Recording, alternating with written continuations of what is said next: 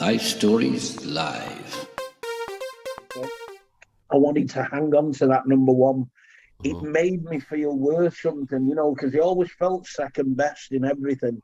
So that number one, being number one, I thought nobody's wrestling that from me. And then on the sporting dinner scene, I got the biggest jobs. People say to me, how come you get the Muhammad Ali's? How come you get all the biggest jobs? So again, I felt number one. And that feeling of number one, 10 boxers and 10 wrestlers couldn't take it away from me. Wow. God knew that I had to keep going till I crashed and crashed and crashed. You know what I mean? A bit like Jacob wrestling with a hip. He knew this fella was on the run. Not that I wouldn't go to Nibner, because everything, like Jonah didn't, because everything God wanted me to do. You know what I mean? I used to say some of the craziest prayers, that people would ever say. And prayers that I wouldn't want anybody else to say. I could be with a load of famous people at, say, 3 or 4 o'clock at morning, and I'm exhausted, they're all exhausted, maybe God will want me to speak to somebody, say, come on then, Lord, just do it, you do it, and God would do things. God would be showing people who he was all the time with miracles, and they'd look at me and know you can't perform any miracles. Now, you made it to the top, but you changed your name to Charlie Hale. Was that your alter ego? Why did you change your name? Well, no, I had a double act called Hale and Hart, you see. Right. And I was known as Charlie Hale. My brother made that name up, for Hale and Hart. So my real name was Charlie Hansen, but people started to know me as Charlie Hale, and it was Charlie Hale who was on television. But what happened, soon as I finished, I really felt the Lord say, you're no longer Charlie Hale. There might be still 1 or 2 people I'll get you to work with in show business, but you're Charlie Hansen, your real name. So I went back to my real name, Charlie Hansen, which, I am proud of because it was my dad's name. Charlie Hale's retired. Good. Now, of course, you told us already about some of the most famous people you've actually mingled with. Of all the greatest stars and boxers you have mingled with, who made the greatest impression on you? I know you talked about Muhammad Ali, but who made the actual greatest impression on you? Still Muhammad. No, still Muhammad Ali. Still Muhammad, because I loved him so much. I mean, I still love him. Like I say, I can still remember every record that was played when he got beat, and I can still hear it today and shed a tear.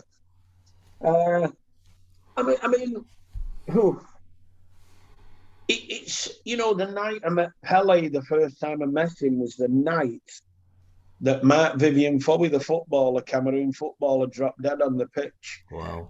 And you've got to remember, we were at Flannels in Manchester, and it's a funny story, this, but a sad story.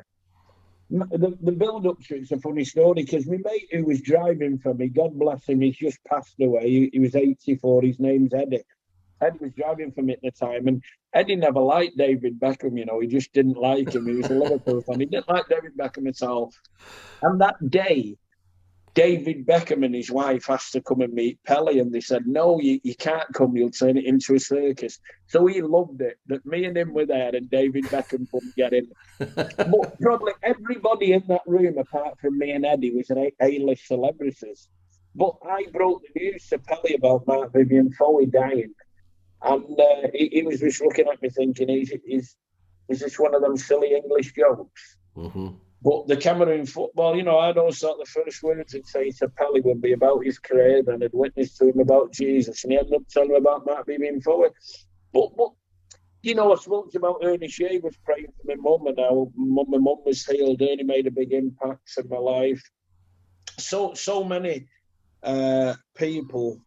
But Muhammad Ali would always be the one who's made the biggest impact, because he was larger than life. I mean, listen, today's boxers, I really respect them, your Tyson Furies, your Anthony Joshua's, but when Muhammad Ali was fighting, the whole world stopped. Mm-hmm. They don't know who Tyson Fury is and Anthony Joshua in China or Russia and Africa, but everybody knew Muhammad. He changed the world for the good, and he was a great man. I've been on the streets of London with him when he's giving money away at 3, 4 o'clock in the morning when people don't see it. No, he made the most impression upon me, Muhammad Ali. You mentioned David Beckham. Did you not get invited to the wedding? No, I didn't actually. Yeah, you mean Brooklyn's?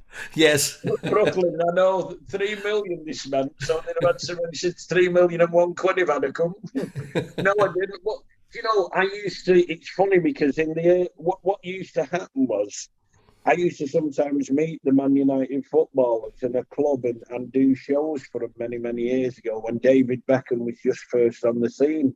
And he could walk the streets of Manchester then without any attention before he met Posh. But as soon as he met her, the press collided. I just remember speaking to him as a young lad. Yeah. Well, never Okay, got so an invite, anyway, no. you did all these impressions and you were a comedian and your life moved on. But of course, with your dad died, you said you wanted to kill yourself. You went into a dark place. Mm. Um, and you also said you never drank, you never smoked. No. How did you manage to keep going through all of this pressure and um, without doing anything like that, you know? Well, do you know something? You see, like I say, when I met this gentleman the other night, he was telling me about how he wanted to kill himself because of sleep deprivation. He was trying to explain it to me, Mm-hmm. and I said, trust me, I do understand. I When I actually think now, only by the grace of God. I mean, if I'm going to be honest, I didn't drink, I didn't smoke, I didn't take drugs. I only had two bad habits. The first was chasing women, the second one was catching them. And I do it obviously there in show business. But you see, this is the thing though, everything, they were there for the money, they're there for Charlie Hale, they're never there for Charlie Hansen. I'm Charlie Hansen, so long as they get the houses, the cars, so long as they get whatever they get, you know what I mean? They would, most of them would see you 10 feet under, really. Mm-hmm. It's all about the money. So it's not real. It's not the real world. It's not the real world. You want to be loved and number one as Charlie Hansen and not be about Charlie Hale and all the money. Well, of course, you moved in famous circles. How difficult was it for you being a Christian in those circles? Because, you were very forward with your faith, praying for people. Did you ever think that it would go against you, preaching Jesus to people? Yeah. I mean, it's only once or twice has it gone against me. Only once or twice. And most of the time, they've loved it. I mean, I can still remember it was in London with Mike Tyson. The Holy Spirit just told me uh, not to let the audience ask questions.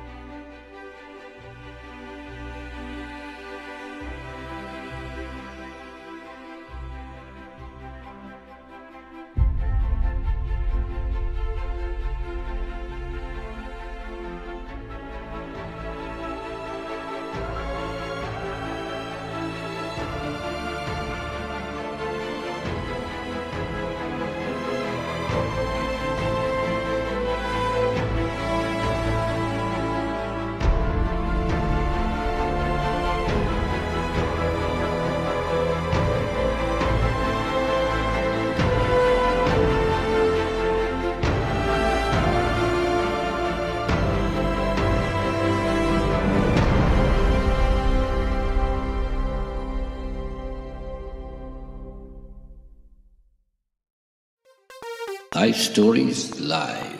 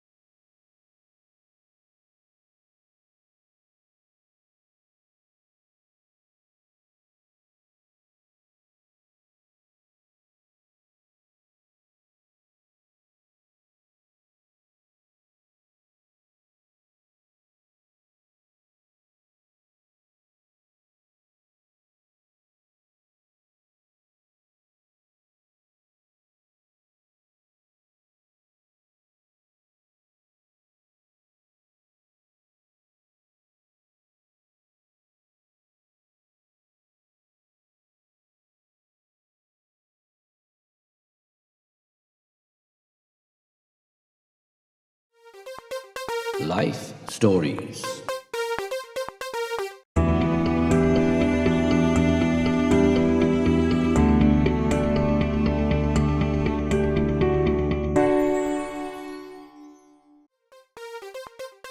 Life Stories Live.